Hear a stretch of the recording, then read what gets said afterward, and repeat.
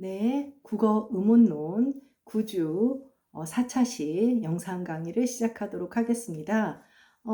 지금 그 4차시는 자음책의 앞부분 조금, 왜냐면 끝까지 다 하기에는 자음책의 전반을 다 얘기하기에는 또 너무 그 차시의 시간이 길어질 것 같아서 앞부분 간단히 이야기하고 그렇게 길지 않게 끝낼 수 있을 것 같습니다. 127쪽입니다. 127쪽. 이제 이 6.3의 이제 자음 체계는 이제 음소 체계를 한국어에서 의미 변별의 역할을 하는 음소 체계를 소개하게 되겠는데요. 그래서 128페이지에 보면 이제 한국어의 자음, 음소 체계라 하여 소개를 하고 있고, 자음, 음소는 모두 19개입니다. 여러분들 혹시 음소 체계가 아닌 음성 체계, 중간고사 기간에 대비해서 공부했던 거 기억이 나나요? 53쪽을 한번 같이 뒤돌아서 볼까요? 53쪽, 교재 53쪽을 보면 한국어의 자음, 음성 체계라고 되어 있습니다. 그래서 자음 음성 체계와 지금 128쪽의 음소 체계를 보면 차이가 나죠. 자, 음성이 더 많을까요? 음소가 더 많을까요? 우리가 조금 전에 요번 주에 지금 1, 2, 3차시를 통해서 변이음에 대해서 공부를 했잖아요. 그러면 평음의 양순 폐쇄음 하나가 변이음 3개를 갖고 있으니 기본적으로 음성의 개수가 더 많은 것이 당연하겠죠. 그래서 음성의 개수는 31개에 해당합니다. 그래서 53쪽을 보면 31개가 있죠. 그러니까 결과적으로 이 53쪽의 표는 미묘한 음성적인 차이를 다 반영했다기보다는 변이음들을 반영했다라고 하는 것을 여러분들이 충분히 이해를 할 수 있을 거예요. 변이음을 포함한 상포적 분포를 보이는 변이음을 포함한 그런 음성 체계, 정확하게 말하면 이 음성 체계라고 하는 것은 변이음 체계, 이음 체계를 이야기한다고 할 수가 있죠. 이게 모두 31개고요. 128쪽에 있는 음소는 이제 19개고 음소이기 때문에 오히려 RPA 기호를 쓰지 않고 우리가 음소를 편의상 음소 문자인 한글의 유용성을 이용해서 한글 자모를 이용하기로 했잖아요. 그러니까 그 구별을 하기 위해서라도 지금 128쪽의 음소 체계는 한글 자모로 표시해 놓았습니다. 네, 그래서 121쪽 하단에 이렇게 이미 설명이 되어 있어요. 음소는 모두 19개의 자음소이고 음소이기 때문에 한글로 전사를 했고 앞서 살펴본 53쪽의 음성 체계는 변이음을 포함하여 음성이 31개다라는 것을 꼭 기억을 하도록 합시다. 그래서 여러분들 한국어의 음소, 자음 음소는 19개다 정도는 국어 의문문을 들었다면 기억해 둘 필요가 있을 것 같아요. 그래서 128쪽에 가보면 음소 체계는 이제 여러분들이 알고 있는 한글 자모로 표기할 수 있는 형태가 이제 다 보이죠. 그래서 유성음 같은 것은 보이지가 않고 미파음도 보이지 않아요. 이것은 거듭 이야기했지만 음성적인 차원의 것이기 때문에 이 음소 체계에서의 자음 분류표에는 등장하지 않게 됩니다. 그래서 조음이치에는 양순, 치조, 경국의, 연국의 성문음이 되고 조음 방법에는 역시 장애자음과 공명자음으로 나누죠. 그래서 이 장애음이 순수자음이다. 의문론 시험을 보기 직전에 한 친구가 이제 그 순수자음에 대해서 질문을 했는데 이렇게 말하자면 우리가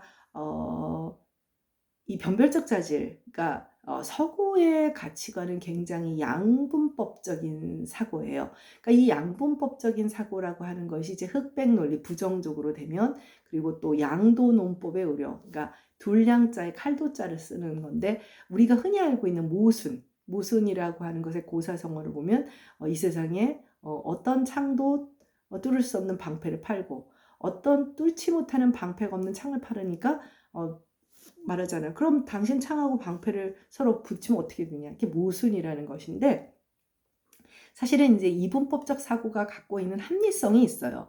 왜냐하면 우리가 지금 변별적 자질의 그 바이너리 시스템을 보면 플러스 마이너스 값을 가지고 해놓으면 굉장히 명쾌하잖아요. 그런데 당장 여러분들이 알다시피 혀의 높낮이, 특히 모음의 높낮이를 확인하는 것은 플러스 마이너스 양분값으로 안 된다는 것을 이미 앞서 설명을 했죠. 그럼에도 불구하고 이런 바이너리 시스템이라고 하는 것은 굉장히 명쾌하게 분류 체계를 만들 수 있는 그런 장점이 있기는 해요. 장점이 있기는 한데, 네, 한계가 있다라는 것을 계속 얘기를 하죠. 이제 그러다 보니 사실은 이제 우리가 소리를 분류를 할 때 자음, 모음만 있는 것 같지만 우리가 자음이라고 생각하는 것 가운데는 조금 더 모음적인 속성이 있는 것도 있고 아주 더 전형적인 자음도 있고 전형적인 모음도 있다라는 걸 여러분들이 배웠잖아요. 예를 들면 유음이나 비음 같은 경우는 자음이기는 하지만 공명성이 있기 때문에 모음적인 속성이 있는 것이고, 반모음 같은 경우는 분명히 모음의 속성을 갖고 있지만 모음의 가장 중요한 속성인 성질성을 갖고 있지 않으니까 그런 측면에서는 자음적인 속성이 있다라고 볼 수 있는 것처럼 이게 양분법적인 사고로 해결이 안 되는 것들이 존재하죠.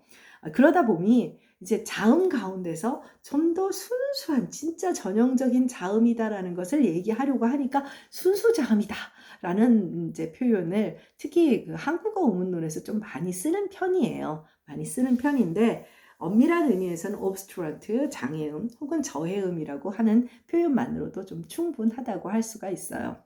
네, 그래서 그 질문에 학생들이 이런 생각을 할 수도 있겠구나 하는 그런 생각을 하게 됐습니다. 좋은 질문이었죠. 그래서 장애음과 이제 공명음으로 나뉘게 되고, 장애음에는 이제 파열음, 다른 말로 뭐였죠? 폐쇄음이라고 한다고 할 수 있었어요. 그런데 사실 선생님도 폐쇄음이란 말을 더 많이 쓰는데 과거에 논문이나 이런 것을 쓸 때는 폐쇄음이라는 명칭을 더 많이 썼어요. 그런데 이번 교재에서 선생님이 굳이 파열음을 좀 많이 쓰기로 한 이유는 파찰음과의 관련성, 이제 파찰음의 속성을 이야기할 때 이 파찰음은 파열음과 마찰음의 두 가지 속성을 가지고 있다라고 설명을 하려고 하다 보면 파열음이라는 용어가 훨씬 더 용이한 부분이 있겠다라고 해서 이번 교재에서는 이제 파열음이라는 용어를 공식적으로 더 많이 쓰기로 한 거죠. 근데 뭐 어느 쪽을 쓰든 큰 차이는 없어요. 여러분도 알다시피 폐쇄음의 아주 중요한 그 세 가지 조음 단계가 폐쇄, 지속, 파열이잖아요. 그쵸? 개방을 파열이라고 하죠. 그러니까 어느 쪽을 포커스에 두느냐의 차이기 때문에 큰 문제는 없다고 할 수가 있습니다. 그래서 의문론에서 이 음소 체계를 표로 그릴 수 있는 것은 아주 당연한 것이기 때문에 이거는 암기의 몫이 좀 된다고 할 수가 있어요. 기말에 대비해서. 네. 이번 차시에도 말했지만 사실 이제 이런 코로나 시기가 아닐 때는 3월 말 4월 초에 IPA 기호를 이 표를 가지고 앞에서 뵀던 음성 체계에서 이제 기호를 이용해서 31개를 다 쓸 수 있게끔, 그래서 우리 여러분들 만약에 지금 앞선 1차 시에서 변이음 얘기했던 그런 IPA 기호가 굉장히 낯설게 느껴진다면 꼭 암기를 해야 하는 거예요. 네. 잔소리꾼이 돼갑니다. 네. 그 표 밑에를 좀 보도록 할까요? 표 밑에를 보면 이제 이 표를 중심으로 의문론적인 차원에서 개별 음소들을 좀 더 구체적으로 설명을 해주고 있는 부분인데요. 한국어의 파열음의 경우 음졸 초성에서는 외파음으로 실현되고, 우리 변이음에서 배웠죠. 그리고 음졸 종성에서는 불파음, 다른 말로는 미파음이라고 한다고 했어요. 국어의 음절말 불파음화 현상은 국어의 특징적인 속성으로 영어나 프랑스어 등의 경우에 음절말에서는 외파음으로 실현되어 차이를 보여요. 그러니까 예를 들면 우리가 케이크로 쓸 것이냐, 케이크로 쓸 것이냐, 뭐 이런 고민을 하게 되는 가장 큰 이유는 한국 사람들은 이제 뭐 케이크보다는 더 좋은 예가 이거겠네요. 스피리트 같은 경우 단어가 있어요. 그러면 영어에서는 모음이 하나잖아요. 그러니까 이름절이죠. 그리고 실제 그런데 우리는 어떻게 받아들여요? 스피리트 해서 을을 붙여요. 을을 붙이죠. 왜냐면 우리 귀에 들리기에는 스피릿이 아니라 스피릿. spirit. 의까지는 아니지만 뭔가 우리와는 달리 개방성을 느끼게 되니까 그것을 이제 그 외래어 표기법을 할 때 의로 표기하게 되는 거예요. 한국어가 가지고 있는 이 음절말 불파음화 현상은 한국어의 아주 중요한 특성이라고 할 수가 있습니다. 음절말에서의 불파음화는 이제 지난 차시에도 설명을 했습니다마는 고대 국어로부터 지속적으로 이루어진 통시적인 변화 과정이에요. 그러니까 일단은 지금 음운론 시간에는 지난 차시에도 이미 말을 했지만 중세 국어에서는 음절말 종성 위치에서 마찰음인 시옷까지 변별돼서 8개였다가 근대 국어 시기에 16세기 말 17세기 초에 음절말 시옷이 T로, 디귿으로 합류되는 과정을 겪게 됩니다. 그래서 현대국어에서 표기로는 물론 시옷 표기가 남아있지만 실제 발음으로는 7개, 치조 마찰음으로는 음절말 종성으로는 발음하지 않게 되어서 지금은 7종성을 실제 발음으로 하게 되었죠. 근데 과거 사실은 15세기 이전에는 전기 중세국어에는 11개, 고대 국어에는 한 13개 정도로 더 많은 자음들이 음절말에서 변별이 되었어요. 이것은 무엇을 이야기하는 것이냐면 우리도 한때는 음절말에서 외파를 했던 것 아니야 라고 하는 그런 중요한 증거가 될 수 있죠. 중요한 증거가 될 수 있고 분명한 것은 현대로 오면서 음절말 미파화가 아주 더 많이 진행되어 왔다는 것을 이야기할 수가 있습니다. 언어 변화의 미래를 우리가 예측할 수는 없어요. 언어 변화의 미래를 예측할 수는 없지만 우리가 지금 가지고 있는 언어학적인 어떤 논리적인 근거를 놓고 본다면 만약에 한국어의 미파화가 음절말 불파화가 더 진행된다면 5개까지 줄어들 수도 있어요. 5개까지 줄어들 수 있다는 것은 무슨 얘기냐면 일단 폐쇄음, 비읍, 디귿, 기억이 있죠. 그리고 유음이 있어요. 그럼 우리는 지금 뭐뭐를 더 구별을 하고 있죠? 비음들 3개를 구별을 해서 비음 3개를 구별해서 7종성이잖아요. 근데 일본어 혹시 여러분들 공부해 본 친구들 일본어는 음소로서는 비음이 1개밖에 없어요. 조음 위치에 따라 거기 이제 이음인 거죠. 변이음으로 뒤에 양순음이 오면 뭐 양순 비음으로 그 다음에 치조음이 오면 치조 비음으로 변이음으로 실현이 되는 거예요. 음소로서는 비음 하나거든요. 만약 우리도 그럴 수도 있다면 뭐 양순 비음이나 치조 비음이나 영국의 비음이 변이음으로만 변별된다면 이제 비음 하나가 되면 5개까지 줄어들 수도 있는 가능성은 있어요. 근데 더 이상 지금의 어떤 그런 언어학적인 그런 기본 보편적인 그런 음성학적인 속성이 한다면 더 줄어들 가능성은 없습니다. 더 줄어들 가능성은 없고 또 그렇게 된다는 보장은 없지만 우리가 가지고 있는 음성학적인 지식에 근거해 본다면 그렇다는 얘기입니다. 네, 그래서 128쪽을 보면 128쪽에는 통시적 변화 과정에서 15세기에는 8개 종성이었다가 이제 시옷이 하나 더 있죠. 현대 국어에 이르러 7개의 정성만이 변별이 되고 있다는 거죠. 불파음하는 파열음을 음절 말음으로 하는 여러 언어에서 발견되기는 해요. 하지만 국어와 같이 마찰음까지 불파음하는 경우는 굉장히 드물어요. 왜냐하면 마찰음은 기본적으로 지속성을 가지고 있기 때문에 지속성을 가진 소리가 불파한다는 것은 아예 그 좋은 방법을 바꾸는 것이잖아요. 폐쇄로. 아주 드문 경우에 개방이 아예 없어지는 것이 쉽지 않아서 아주 드문 경우고요. 사실 상식적으로 8종성에서 멈추는 것이 더 상식적인 어떤 그런 언어 보편적인 특성이라고 할 수가 있다는 거죠. 그래서 후민정음 창제 당시에 15세기에는 음절말에서의 시옷과 마찰음, 시옷과 파열음 디귿이 서로 대립하고 있었다는 것도 아주 흥미로운 사실이죠. 또 파찰음은 어떻게 됩니까? 파찰음도 역시 디귿으로 음성학적으로 이제 미파, 불파, 치조 폐쇄음으로 이제 바뀌게 되는데 이거는 어떤 거예요? 이것도 역시 좋은 방법과 거기다가 좋은 위치까지. 자, 시옷의 경우는 치조라고 하는 치조음이라고는 좋은 위치는 안 바뀌어요. 좋음 이치는 안 바뀌는데 파차름의 경우에는 파차름이 폐쇄로 바뀌는 것과 좋은 방법이 바뀌고 또 한 가지는 경국의 파차름이잖아요. 근데 그것이 치조로 바뀌는 좋은 위치와 좋은 방법까지 모두 바뀌게 되는 아주 대단히 특별한 음절말 불파음화 현상이라고 할 수가 있습니다. 네, 그걸 여러분들이 꼭 기억을 해주기 바라고요. 128페이지의 각주 3번을 보면 외파음의 경우 정확한 기호는 미파음 기호의 정반대 꺽쇠를 사용하는 게 맞아요. 꺽쇠를 보면 공기가 팍 터져나갑니다 라는 그런 기호가 되죠. 그런데 굳이 이거 하나 더 하는 게 여러분들 훨씬 더 불편하고 우리가 기호를 사용한다는 것은 구별한다라는 목적을 가지고 있기 때문에 이제 불파음화의 꺽쇠 표시만 해주면 되기 때문에 편의상 한국어 의문론에서 논의할 때 외파음 기호를 따로 사용을 하고 있지는 않습니다. 네, 그리고 159쪽 두 번째 단락 넷째 줄이죠.